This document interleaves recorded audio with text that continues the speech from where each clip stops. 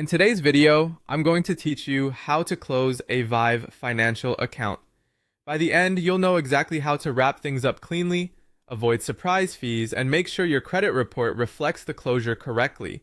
Start by paying off your balance completely. Log into your account and review your most recent statement, including any pending transactions. Interest can continue to accrue until the balance is fully paid and posted, so it's smart to request a payoff amount for a specific date if that option is available.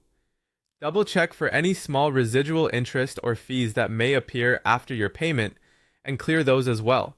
If you have autopay, let it run for the final cycle or confirm it won't trigger an extra payment once the balance hits zero. Also, cancel any recurring charges with merchants tied to the card to prevent new transactions from reopening the account.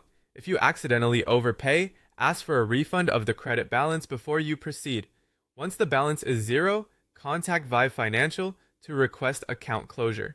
You can typically reach them using the number on the back of your card or through your secure online account. Clearly state that you want to close the account at your request with a zero balance and ask the representative to confirm there are no pending authorizations or disputes that could delay closure.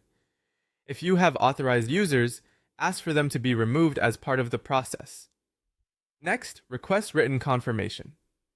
Ask for a letter or secure message that shows the account is closed, the balance is zero, and that it was closed at your request. This wording matters for how it appears on your credit report.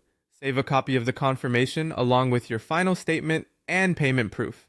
While you're at it, ask when they will report the closure to the credit bureaus so you know when to check.